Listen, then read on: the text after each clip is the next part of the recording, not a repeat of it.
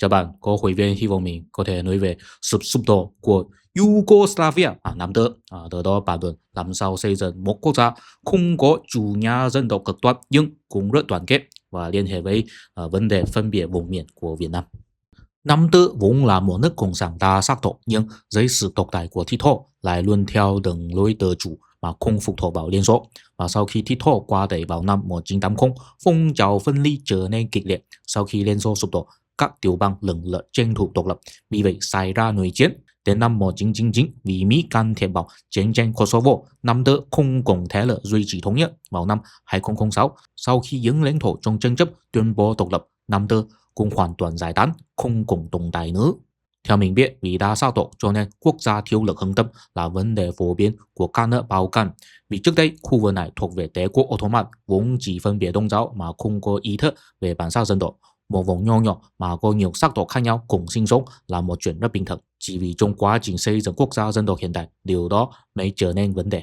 Ở đây có nhiều người sẽ thấy điều đó phải được giải quyết thông qua chính sách đồng hóa dân tộc. Điều đó không thể nói là sai, nhưng là chưa nhìn thấy vấn đề căn bản. Vì bất cứ nước nào thành lập quốc gia dân tộc đều nhằm mục đích phát triển kinh tế hay nói là công nghiệp hóa. Nếu chính sách đồng hóa không đi cùng với sự phát triển kinh tế lành mạnh, thì dù có văn hóa thống nhất như thế nào cũng sẽ bị sự khác biệt lợi ích, cho nên thiếu lực hướng tâm. Nếu kinh tế phát triển rất tốt, thì dù có văn hóa khác biệt như thế nào cũng không có ai muốn tách biệt khỏi dân tộc. Phong trào phân ly của Nam Tư, kể cả xung đột dân tộc của toàn Balkan, bằng luận từ vấn đề kinh tế nhiều hơn là từ sự đa sắc tộc. Theo xét Nam Tư, sự sụp đổ của một quốc gia của Laura Sieber và Alan Litter, sự sụp đổ của Nam Tư không phải là kết quả của thù hận giữa các sắc tộc, mà là vì sau khi thể chế cộng sản không còn phát huy chức năng, những tinh hoa chính trị vì muốn tiếp tục giữ quyền cho nên lợi dụng cảm xúc dân tộc để thao túng dư luận, tranh thủ lòng dân. Điều đó mới khiến mâu thuẫn giữa các sắc tộc trở nên rõ rệt và dẫn đến nội chiến. Và theo xét vùng Balkans của Mark Mezover, khi Balkan chịu sự thống trị của Đế quốc Ottoman, có nhiều người từ chính thống giáo Hy Lạp cải sang Hồi giáo rồi vẫn gìn giữ nhiều thói quen của tổ tiên. Trung ương ít khi can thiệp vào quyền tự trị của các địa phương, vì các dân tộc thông không với nhau là rất phổ biến. Nhiều nông dân khi được hỏi theo tôn giáo nào thì trả lời chúng tôi là người Hồi giáo, nhưng theo tức mẹ Maria.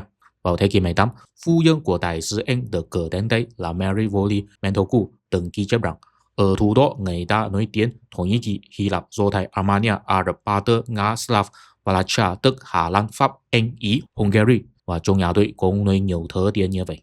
Mà sở dĩ sau này các dân tộc Balkan lần lượt yêu cầu độc lập khỏi Đế quốc Ottoman là vì tiếp xúc với tư tưởng khai sáng của Tây Âu, muốn thực hiện công nghiệp hóa, cho rằng triều đình Ottoman không muốn hiện đại hóa, giống như các nhà cách mạng Trung Quốc trước đây cho rằng triều đình Man Thanh không muốn cải cách, cho nên muốn nhờ sự giúp đỡ của các cường quốc phương Tây để xây dựng một quốc gia dân tộc thuần Hy Lạp theo chính thống giáo. Giống như các nhà cách mạng Trung Quốc muốn nhờ sự giúp đỡ của Nhật Bản để xây dựng một quốc gia thuần người Hán. Nhưng sau đó do tinh hoa ở các địa phương thiếu nguồn lực để thống nhất các vùng, cho nên mới hình thành nhiều quốc gia dân tộc nhỏ. Ở đây cho thấy vấn đề kinh tế là đi trước bản sắc dân tộc. Mình thấy bất cứ nước nào cũng không phải là ngoại lệ. Tiếp theo, mình sẽ trích dẫn lý thuyết của cuốn sách Nguồn quốc xã hội của chế độ độc tài và dân chủ của Barrington Moore Jr., được cho là một nền tảng quan trọng của phân tích lịch sử so sánh ở trong khoa học xã hội để bàn luận vấn đề kinh tế ảnh hưởng đến sự hình thành dân tộc như thế nào, và cũng liên hệ với cải cách đổi mới của Việt Nam hiện nay.